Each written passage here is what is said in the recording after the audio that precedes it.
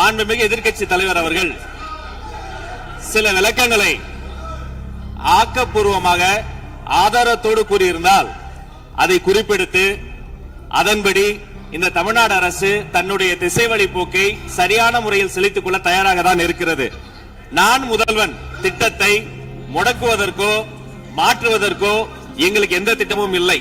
ஆனால் சில விஷயங்களை தெளிவுபடுத்த வேண்டும். 40 நாள் விரதம் முடிப்பது போல 40 நாட்கள் ஆட்சியை இந்த தாவேக அரசு நிறைவு செய்திருக்கிறது. இந்த 40 நாட்களும் பார்த்து விட்டேன், ஏமாற்றம் மட்டும்தான் மிச்சம் என்று அவர் சொன்னார். ஆனால் மக்கள் திமுகவினுடைய 40 நாள் அல்ல 5 ஆண்டுகளையும் பார்த்துவிட்டு அந்த வந்த ஏமாற்றத்தால் தான் இப்படி ஒரு தீர்ப்பை எங்களுக்கு வழங்கி இருக்கிறார்கள்.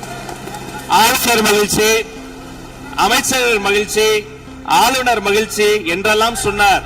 இந்த அரசில் தமிழ்நாடு மக்கள் மகிழ்ச்சியாக இருக்கிறார்கள் என்பதை தான் இன்றைய சட்டமன்றத்தினுடைய போக்கு காட்டுகிறது. நான் முதல்வன் திட்டத்தை பொறுத்தவரை தமிழ்நாடு முழுக்க இருக்கக்கூடியவர்களை நான் முதல்வன் என சொல்ல வைத்துவிட்டு ஒரே ஒரு குடும்பத்தில் மட்டும் முதல்வர்கள் வந்து கொண்டிருக்கின்ற போக்கை மாற்றுவதற்காக தான் இப்படி ஒரு சட்டமன்றம் அமைந்திருக்கிறது. தமிழ்நாடு வரலாற்றில் முதல் முறை முதலமைச்சர் மட்டுமல்ல, மாண்புமிகு சி ஜோசப் விஜய் அவர்கள் முதல் முறையிலேயே முதலமைச்சராக இருக்கிறார். அவருக்கு பிறந்தநாள் வாழ்த்துக்களையும் சொல்லிக் கொண்டு, நிதி ஆயோக் கூட்டத்தில் மாண்புமிகு முதல்வர் சொன்னதெல்லாம் 40 நாட்கள் நீங்கள் செய்திருக்க முடியாது, அது திமுக தான் காரணம் என்று சொன்னார்கள். நானும் அதை தான் சொல்கிறேன். இன்று அவர் சொன்ன சட்டம் ஒழுங்கு, போதை பொருள் எல்லா பிரச்சனைக்கும் 5 ஆண்டு காலமாக அவர்கள் செய்த திமுக ஆட்சி தான் காரணமாக இருக்க முடியும் என்பதையும் சுட்டிக்காட்டிக் கொள்கிறேன். பள்ளி மாணவர்கள், ஒரு கல்வித்துறை அமைச்சர் நான், பள்ளி மாணவர்களினுடைய புத்தக பையிலே அன்றைய முதல்வர் ஸ்டாலின் படத்தை நாங்கள் போடவே இல்லையே என்று பெருமையாக சொன்னார். அப்புறம் ஏன் சார் லேப்டாப்ல மட்டும் அந்த படத்தை போட்டீங்க?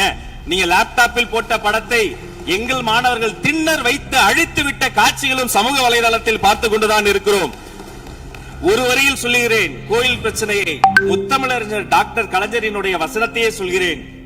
நாங்கள் கோயில் கூடாது என்று சொல்லவில்லை, கோயில் கொடியவர்களின் கூடாரமாக மாறிவிடக் கூடாது என்றுதான் சொல்லுகிறோம்.